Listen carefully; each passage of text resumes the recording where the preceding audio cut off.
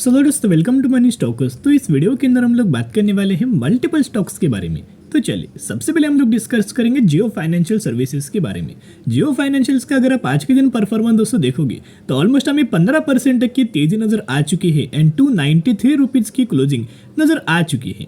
आप सभी को दोस्तों पता है कितना ज़्यादा हम लोग जियो फाइनेंशियल सर्विसेज की बिजनेस को लेके एंड कंपनी को लेके कितना ज़्यादा हम लोग बुलिश थे। हमने पहले आपके साथ इन्फॉर्म किया था कि बहुत ही जल्द हमें कंपनी के अंदर एक बड़ी रैली नज़र आ सकती है। सबसे पहले 290 रुपीज़ तक का टारगेट हमें नज़र आ सकते और कहीं ना कहीं यही टारगेट हमें ब्रोकरेज फर्म के द्वारा भी दिया गया था और उस टारगेट को भी कंपनी ने आज के दिन एक ही दिन में ये अचीव हो चुका है। आप देखिएगा आज के दिन कंपनी का जो हाई हमें क्रिएट हुआ है ना 296 रुपीज़ के आसपास हमें कंपनी के द्वारा हमें हाई क्रिएट किया गया है।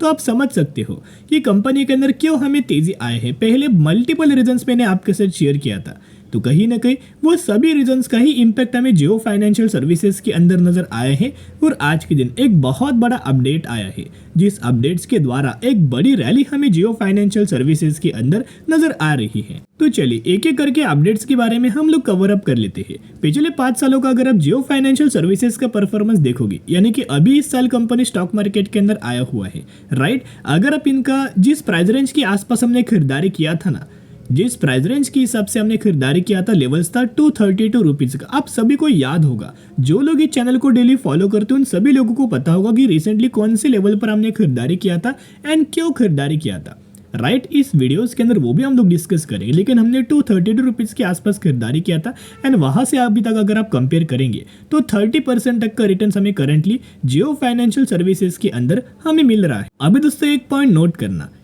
एक कंपनी के लिए पॉजिटिव अपडेट्स आता है तो दूसरे कंपनी के लिए एक बहुत बड़ा झटका लगता है।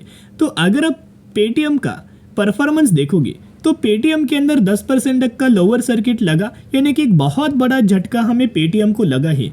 और यही जो झटका है ना, यानी कि जो पेटीएम को झटका लगा है, इसका बहुत अच्छा खासा पॉजिटिव बेनिफिट्स हमें जियो फाइनेंशियल सर्विसेज को हुआ है, राइट। अगर पेटीएम को झटका नहीं लगता तो जियो फाइनेंशियल सर्विसेज को बेनिफिट नहीं होता, या फिर अगर आप देखोगे तो वाइसा वर्सा, एक कंपनी को बेनिफिट मिलेगा, दूसरी कंपनी का थोड़ा बहुत हमें एक झटका लगेगा, राइट। तो करंटली क्या है ना, पेटीएम को एक बहुत बड़ा झटका लग चुका है और इस झटके को लेके हमें जियो फाइनेंशियल सर्विसेज को एक बहुत अच्छा खासा मुनाफा होने वाला है, इनके बिजनेस को लेके, इनके प्रॉफिटेबिलिटीज को लेके, इनके फ्यूचर ग्रोथ को लेके। तो चले बिना वक्त गवाए हम लोग खबर के बारे में हम लोग कवर कर लेंगे। देखिएगा अभी हम आ चुके अपडेट्स के ऊपर।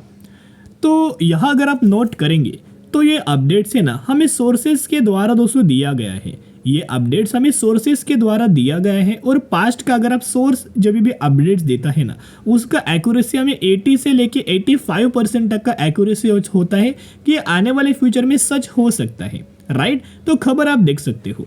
तो सोर्स का मानना है कि जियो फाइनेंशियल सर्विसेज के अंदर जो 15% तक की तेजी आए हैं ना, वो एक खबर से है, जिस खबर का नाम है पेटीएम वॉलेट बीज।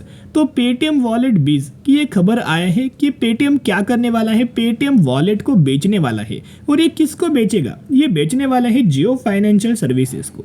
और एक कंपनी का नाम हमें दिया गया है, ये बेच सकता है पेटीएम वॉलेट, जो बेच सकता है जियो फाइनेंशियल्स को या फिर HDFC बैंक। तो कंप्लीट अपडेट्स के अंदर अभी हम आ चुके। इस अपडेट्स के अंदर अगर आप नोट करेंगे तो एक पैराग्राफ में आपके साथ शेयर करना चाहूंगा, ये वीडियो को पॉज करके ये पैराग्राफ को दोस्तों पढ़ना या देखिएगा कि जो पेटीएम वॉलेट है ना, वो बेचा जा सकता है पेटीएम के द्वारा किस कंपनी को। एक कंपनी का नाम तो सामने आया है कि जियो फाइनेंशियल सर्विसेज को, और सेकेंड कंपनी का नाम सामने आया है HDFC बैंक को। तो अगर आने वाले फ्यूचर में ये खबर का इम्पैक्ट, यानी कि आने वाले फ्यूचर में अगर जियो फाइनेंशियल सर्विसेज से खरीदता है तो ये बहुत अच्छा खासा बढ़िया तरीके से बिजनेस बूस्ट होगा। अगर HDFC बैंक खरीदता है तो HDFC बैंक का बिजनेस हमें बूस्ट होगा, राइट। तो ये फ्यूचर के लिए हमें कुछ ना कोई अपडेट्स आपको आने वाले समय के अंदर नजर आ सकते हैं। लेकिन जो भी कंपनी ये पेटीएम वॉलेट को खरीदारी करेगा, ऐसा मान लीजिएगा कि जियो फाइनेंशियल सर्विसेज अगर ये पेटीएम वॉलेट को एक्वायर करता है, अगर खरीदता है, तो आने वाले समय में होगा क्या, तो कंपनी का बिजनेस बढ़िया तरीके से बूस्ट हो सकता है। तो जियो फाइनेंशियल्स के अंदर अगर आप देखोगे तो ढेर सारे एक सब्सिडरीज कंपनीज है, तो इनका किन किन सब्सिडरीज को बेनिफिट मिलेगा, इसका दोस्तों बेनिफिट हमें मिल सकता है। आप 2 कंपनीज का नाम नोट करना। पहला नाम अगर आप देखोगे तो जियो पेमेंट बैंक लिमिटेड पहला नाम नोट करना कि Jio payment bank limited and second नाम है जियो पेमेंट सॉल्यूशन लिमिटेड। इन दोनों कंपनीज को बढ़िया तरीके से ये चीज़ों का बेनिफिट हमें मिलने वाला है। डायरेक्टली कंपनी का बिजनेस बूस्ट होगा। बिजनेस अगर बढ़ेगा तो कंपनी का revenues, profitability, income, earning per share, EBITDA, हर एक पैरामीटर्स के अंदर ग्रोथ आएगा। राइट, ये था खबर।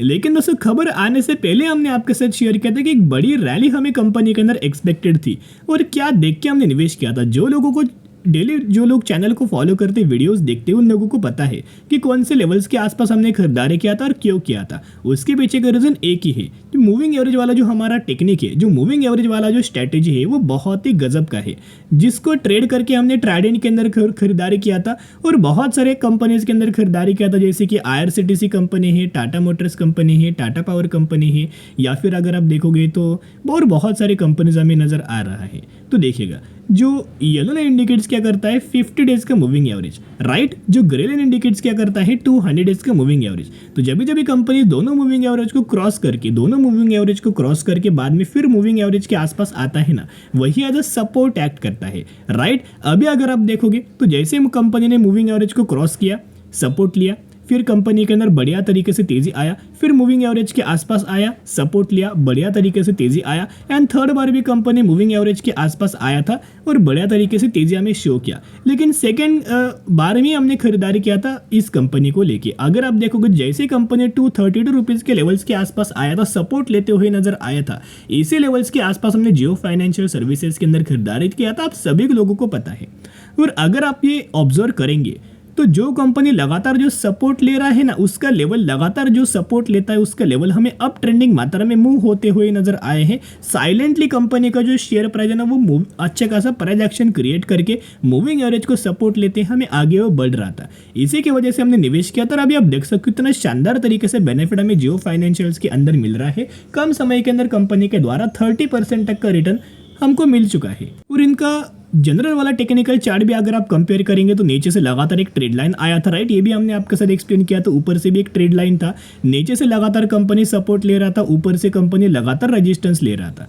लेकिन जैसे कंपनी के द्वारा ये रेजिस्टेंस लेवल को क्रॉस किया गया, जैसे कंपनी के द्वारा रेजिस्टेंस लेवल को क्रॉस किया गया, मूविंग एवरेज को सपोर्ट लिया गया, वैसे हमने इस लेवल्स के आसपास हमें खरीदारी किया और अच्छे खासा आप देख सकते हो साइलेंटली फिर कंपनी नीचे आया, रिजल्ट बुरा परफॉर्म किया। लेकिन जैसे अपडेट आया वैसे कंपनी के अंदर तेजी आ चुकी। और जो हमें ब्रोकरेज फर्म के द्वारा दोस्तों टारगेट दिया गया था ना, KR चौकसी के द्वारा, आपको याद होगा कि 290 रुपए का, वो बहुत ही शानदार तरीके से कंपनी ने ये टारगेट हमें अचीव कर चुका है। अभी बहुत ज्यादा चांसेस ये है कि जियो फाइनेंशियल सर्विसेज क्या कर सकते हैं, 350 रुपए तक का लेवल्स हमें अचीव कर सकता है शॉर्ट टर्म के लिए। एंड लॉन्ग टर्म में कंपनी का target sky is the limit है, राइट। यानी कि अगर आप नोट करेंगे, मैंने एक डेटा भी, एक लॉजिकल डेटा आपके साथ शेयर किया था। अगर आप इंडिया के अंदर NBFC कंपनीज देखोगे तो पहले पोजीशंस के ऊपर रैंक करता है Bajaj finance, right. Second positions के ऊपर रैंक करता है बजाज फाइनेंस का parent company Bajaj Finserv, and third positions के ऊपर रैंक करता है जियो फाइनेंशियल सर्विसेज।